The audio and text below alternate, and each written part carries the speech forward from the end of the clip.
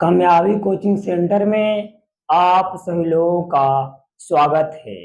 आज हम इस वीडियो में क्लास 10 सब्जेक्ट साइंस से ऑब्जेक्टिव प्रश्न यानी कि वस्तुनिष्ठ प्रश्न लाए हैं जी।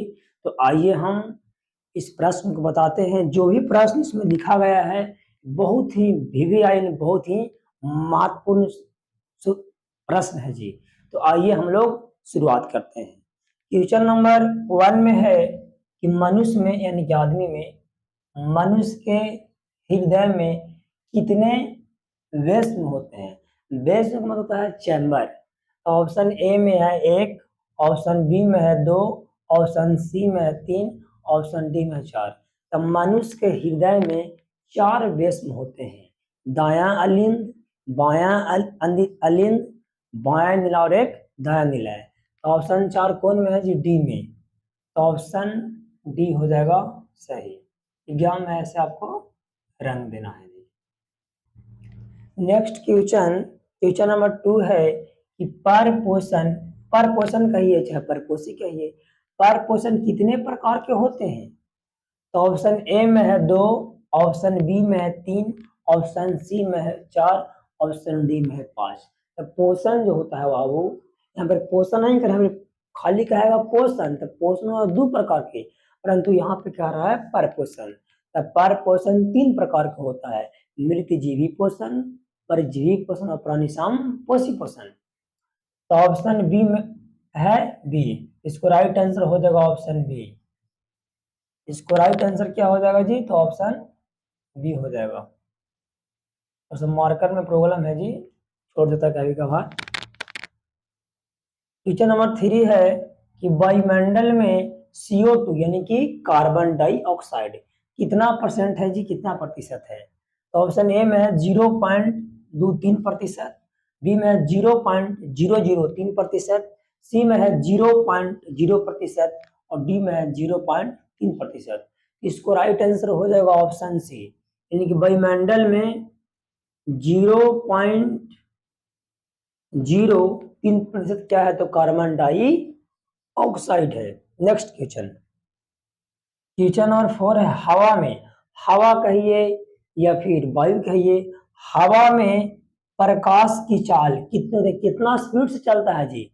तो ऑप्शन ए में है 3 × 10⁸ मीटर प्रति सेकेंड, ऑप्शन बी में है 2.25 × 10⁸ मीटर। इसे पढ़िएगा 2.25, गलत हो जाएगा। पॉइंट के बाद हमेशा एकक अंक को पढ़ा जाता है। ऑप्शन सी में है 2 × 10⁸ मीटर प्रति सेकेंड और सी में है 1.96 × 10⁸ मीटर प्रति सेकेंड।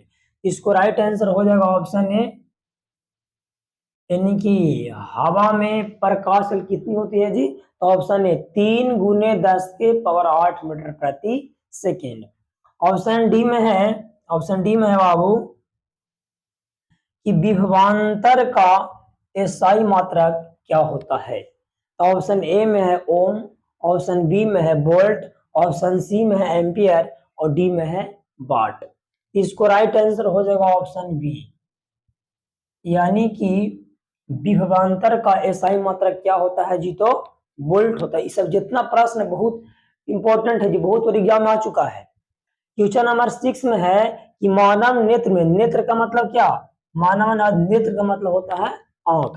तो कह रहा मानव नेत्र में कि मानव के आंख में किस प्रकार का लेंस पाया जाता है?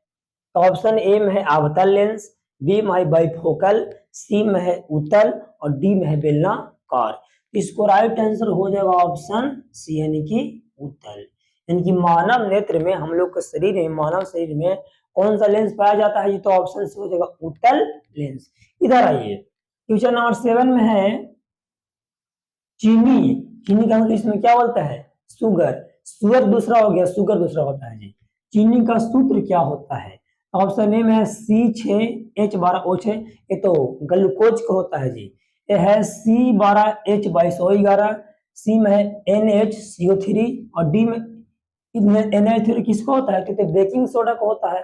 बेकिंग सोडा का होता है NHCO3 और डी में है CuSO4 × 5H2, तो हरा का सी से हरत होता है, तुतिया को होता है।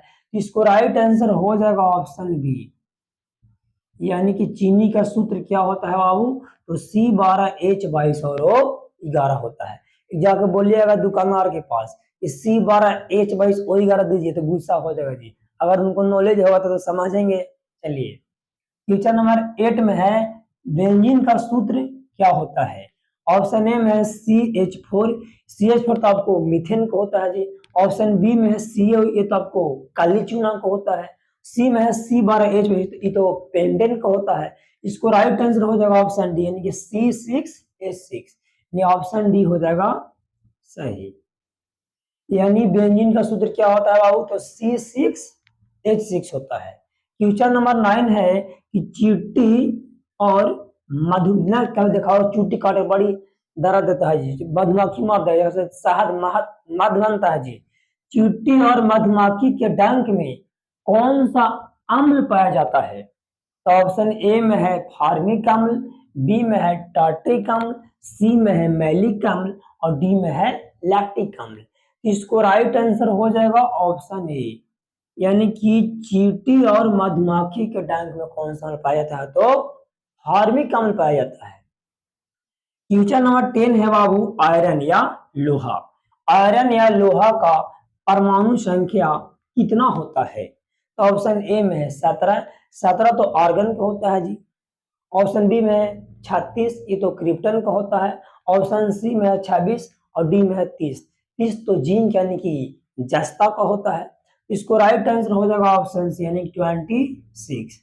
अर्थात आयरन या लोहा का परमाणु संख्या कितना होता है, तो 26 होता है। इसे पूछल क्वेश्चन एग्जाम में है बाबू। क्वेश्चन नंबर 11 है पोटेशियम का संकेत क्या होता है, तो ऑप्शन ए में है Al और एल्यूमिनियम का होता है, बी में है Pt, सी में है Na और डी में है K। इसको राइट आंसर हो जाएगा ऑप्शन डी, यानी पोटेशियम का संकेत क्या होता है जी, तो K होता है K। क्वेश्चन नंबर 12 है सोडियम का लैटिन नाम क्या है। सोडियम का लैटिन नाम क्या है, तो ऑप्शन ए में है ऑरम, ऑप्शन बी में है नेट्रियम, ऑप्शन सी में है कैलियम और डी में है वोल्फ्राम। इसको राइट आंसर हो जाएगा ऑप्शन सी, यानी कि कैलियम। यानी सोडियम का लैटिन नाम क्या होता है, तो कैलियम।